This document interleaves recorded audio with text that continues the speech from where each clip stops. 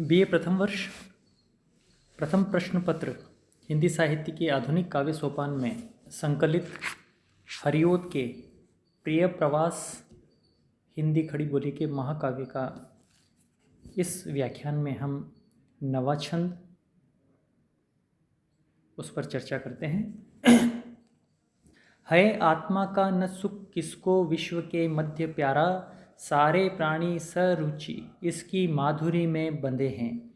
जो होता है न वश इसके आत्म उत्सर्ग द्वारा, हे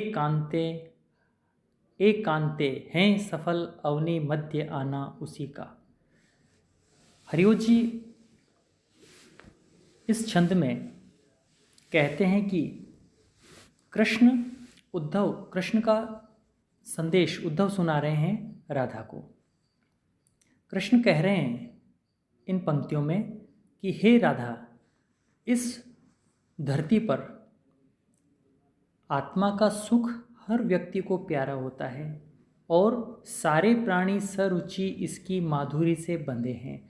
और इसका जो माधुर्य है, आत्मा को पाने का सुख या आत्म अनुभूति का जो सुख है, अपनी आत्मा को पाने का जो सुख है, वह इतना रुचिकर है, मधुर है कि इस धरती के सारे प्राणी उसी से बंधे रहते हैं। जो होता है न वश इसके आत्म उत्सर्ग द्वारा। लेकिन इस धरती पर कुछ विरले ऐसे लोग होते हैं जो अपना आत्म भी उत्सर्ग कर देते हैं। अपनी आत्मा में रहने का सुख, अपनी आत्मा को प्राप्त करने का जो सुख है, उस बंधन को भी तोड़कर इसके वश से बाहर निकल जाते हैं। हे कांते हैं सफल अवनि मध्य आना उसी का। हे प्रिय, धरती पर आना उन्हीं लोगों का सफल है, अर्थात वही लोग, उन्हीं लोगों का जन्म सार्थक हैं जो अपनी आत्म उपलब्धि के सुख को त्याग कर आत्म उत्सर्ग द्वारा जगत के हित में अपना जीवन लगा देते हैं।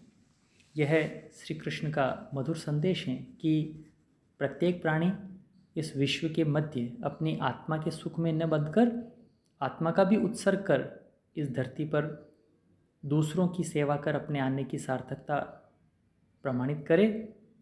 माधुरी शब्द है, एक तरह से व्यंजनात्मक है, जो पूरे छंद को माधुर्य युक्त बना रहा है।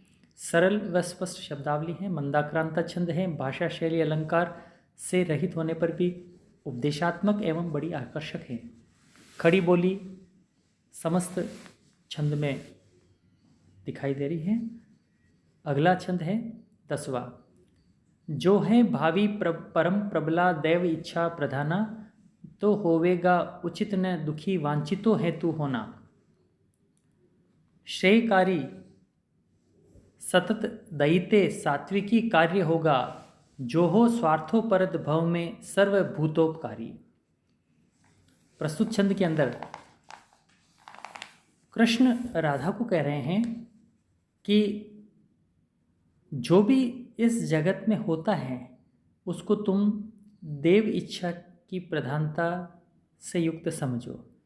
जो भी भविष्य में होगा या जो हम अभी वर्तमान में जिसको देख रहे हैं, वह सब प्रारब्ध के वश हैं। तो जब सब कुछ देव इच्छा की प्रधानता के कारण, देव इच्छा के कारण हो रहा है, तो भविष्य में भी ऐसा ही होगा।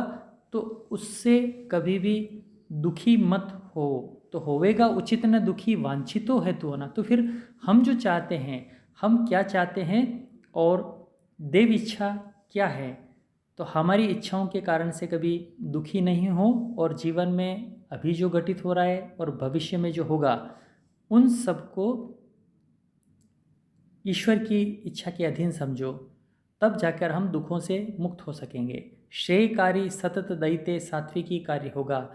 हम इतना विश्वास रखें कि जो भी होगा वह कल्याणकारी होगा और सात्विक होगा।